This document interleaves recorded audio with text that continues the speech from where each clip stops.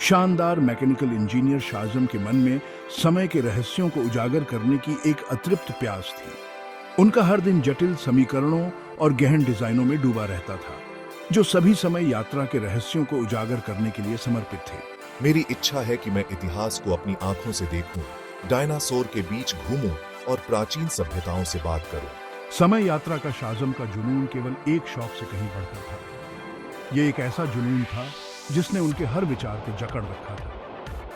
उनकी कार्यशाला उनकी अथक खोज का प्रमाण, प्रोटोटाइप्स और प्रायोगिक उपकरणों से भरी हुई थी। शाज़म का मानना था कि समय कोई कठोर संरचना नहीं है, बल्कि एक तरल आयाम है जिसकी खोज की जानी बाकी है। उन्होंने अनगिनत रातें प्राचीन ग्रंथों और आधुनिक भौतिकी के कागजातों को पढ़ने में बिताई, समय के मायावी द्वार को खोलने की कुंजी की तलाश में। उनका समर्पण अटूट था, जो इस अटूट विश्वास से प्रेरित था कि समय यात्रा उनकी पहुंच के भीतर है। एक महत्वपूर्ण रात, तारों और टिमटिमाते एलईडी के जंजाल के बीच शाज़म को एक सफलता मिली। उनका नवीनतम आविष्कार, सरलता और जटिल गणनाओं का एक चमत्कार जीवन में आ गया। एक धीमी गति से गूंज निकल रही थी, जो कार्यशाला के माध्यम से गूंज रही थी। हवा में ऊर्जा की गड़गड़ाहट है और डिवाइस के कोर से एक हल्की नीली चमक निकलती है। मेरा दिल प्रत्याशा से धड़कता है, क्योंकि मुझे अपनी रचना की भव्यता का एहसास होता है। मैं कर चुका हूं। मैंने आखिरकार टाइम ट्रैवल का कोड क्रैक कर लिया है। उनकी कार्यशाला आमतौर पर औजारों की आवाज और मशीनरी की आवाज से भरी रहती थी। सन्नाटा छा गया जैसे ही शाज़म सावधानी से अपने आविष्कार के पास पहुंचा। नीली चमक तेज हो गई, कमरे को एक अलौकिक रोशनी से नहला दिया। उसने कांपते हाथों से डिवाइस की ओर हाथ बढ़ाया तो महसूस किया कि उसकी रगों में ऊर्जा का संचार हो रहा है। उस पल शाज़म को पता था कि उसका जीवन हमेशा के लिए बदलने वाला है। वह अज्ञात में कदम रखने वाला था, समय के अनछुए क्षेत्रों में।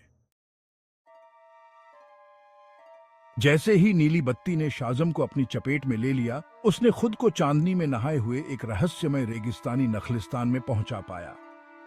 उसके सामने एक शानदार प्राणी खड़ा था, जैसा उसने पहले कभी नहीं देखा था। यह बुराक था, जो एक पौराणिक घोड़ा था जिसके पंख आकाशीय चील के थे और एक कोट चांद की चमक की तरह सफेद था। उसकी आंखें प्राचीन ज्ञान से झिलमिला रही थीं और उसकी उपस्थिति से अलौकिक शक्ति का आभामंडल निकल रहा था। मैं हैरान हूं। मैंने बुराक के किस्से सुने हैं, एक ऐसा प्राणी जो समय और स्थान की यात्रा करने में सक्षम है, लेकिन कभी विश्वास करने की हिम्मत नहीं की कि वे सच हैं। शाज़म के हृदय में कोई भय नहीं पाकर बुराक ने अभिवादन में अपना राजसी सिर नीचे कर लिया। रहस्यमय प्राणी शाज़म के शुद्ध इरादों और उसके भीतर रहने वाली अन्वेषण की तीव्र इच्छा को पहचानता हुआ प्रतीत हो रहा था। शाज़म आश्चर्य और उत्तेजना से भरा हुआ बुराक के रेशमी अय्याल को सहलाने के लिए आगे बढ़ा। उस पल समय यात्री और आकाशीय घोड़े के बीच एक गहरा संबंध जगमगा उठा, एक ऐसा बंधन जो समय और स्थान के इतिहास के माध्यम से उनका मार्गदर्शन करेगा। अज्ञात की यात्रा अर्श।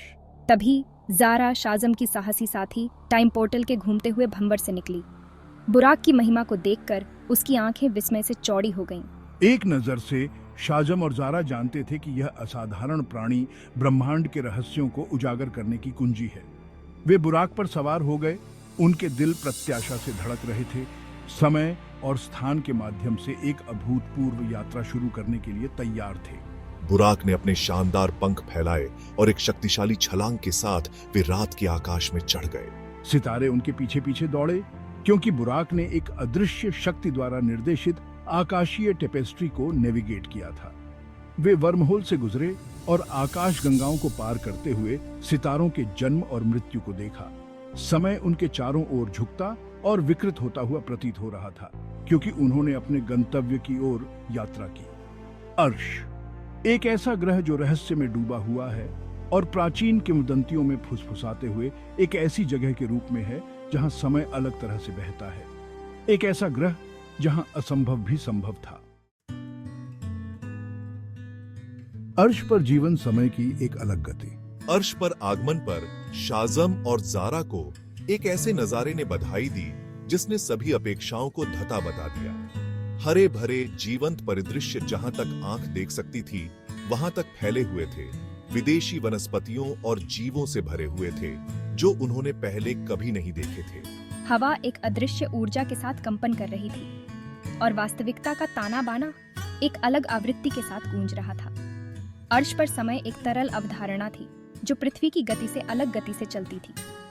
अर्श पर साल पृथ्वी पर क्षणभंगुर पलों की तरह बीत गए। शाज़म और ज़ारा ने अर्श पर अपने नए जीवन को अपनाया, ग्रह के अजूबों के बीच एक घर बनाया। उन्होंने खुद को अर्श की समृद्ध संस्कृति में विसर्जित कर दिया, इसके बुद्धिमान निवासियों से सीखा और इसकी तकनीकी प्रगति पर आश्चर्यचकित हुए। चूंकि अर्श पर समय अलग तरह से बहता था, शाज़म और ज़ारा ने खुद को पृथ्वी की तुलना में धीमी गति से उम्र बढ़ने पाया।